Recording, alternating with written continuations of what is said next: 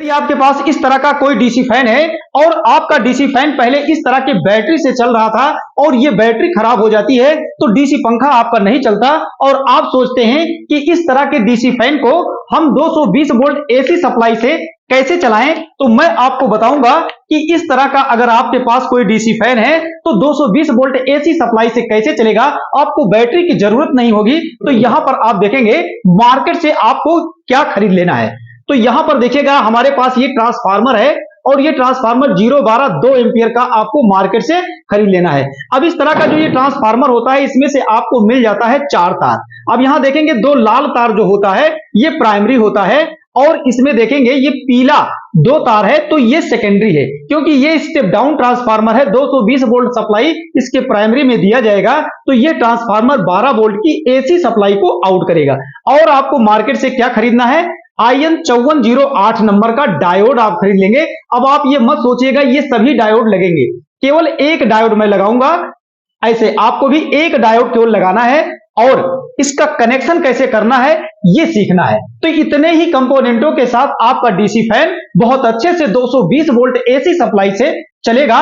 और यहां पर आप देखिएगा कनेक्शन कैसे करना है। तो यहां पर सबसे पहले हम क्या करते हैं, आप देखिएगा ये जो हमारा डीसी फैन होता है इसमें प्लस माइनस का 2 तार होता है।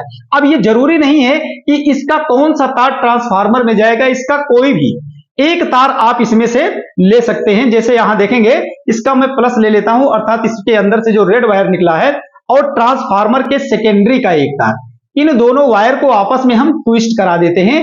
ऐसे आप भी इसको जोड़ दीजिएगा। अब इसे आप चाहेंगे तो सोल्ड कर देना या फिर आप इस पे टेप लगा दीजिएगा। अब यहां देखिएगा डीसी फैन से एक तार यहां बच रहा है और ट्रांसफार्मर से एक तार यहां पर बच रहा है। अब अर्थात दोनों वायर को कैसे जोड़ना है, इसके मार्ग में आपको ऐसे एक डायोड लगा देना है। अब इस डायोड में एनोड और कैथोड होता है, तो ये नहीं ध्यान देना है कि कौन एनोड के साइड रहेगा कौन सा वायर और कौन सा कैथोड के साइड में रहेगा। आप चाहे जैसे ऐसे देखिएगा ऐसे जोड़ देना है। यहां देखिएगा यहां मैंने जोड़ दिया एक साइड, ऐसे जोड़ देंगे। इसको हम क्या करेंगे, सोल्डरिंग आयरन से सोल्ड भी कर देंगे, थोड़ा समय ज्यादा लगेगा। अभी मैं आपको कनेक्शन समझा रहा हूं। अब यहां देखेंगे एक साइड इसका खाली है तो ट्रांसफार्मर का भी तो एक तार यहां बच रहा है। अब इस तार को आप क्या करेंगे, इस डायोड के खाली वाले पिन से यहां से जोड़ देंगे। ऐसे देखिएगा यहां दोनों साइड से हमने जोड़ दिया है। अब आपको और क्या करना है, ट्रांसफार्मर का ये जो प्राइमरी है इसी प्राइमरी में देखेंगे यहां बोर्ड में हमारे 220 वोल्ट एसी सप्लाई आ गई है।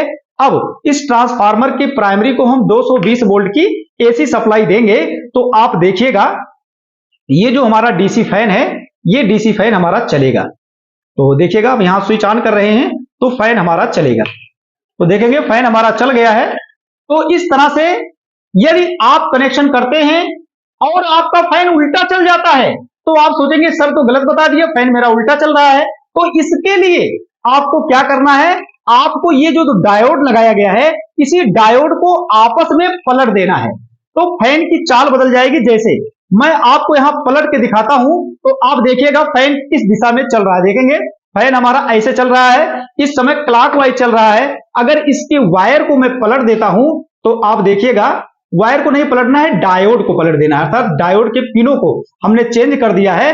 अब आप देखिएगा कि हमारे इस फैन की जो चाल थी वो चेंज हो जाएगी। यहां देखेंगे हमने केवल डायोड को आपस में पलट दिया है।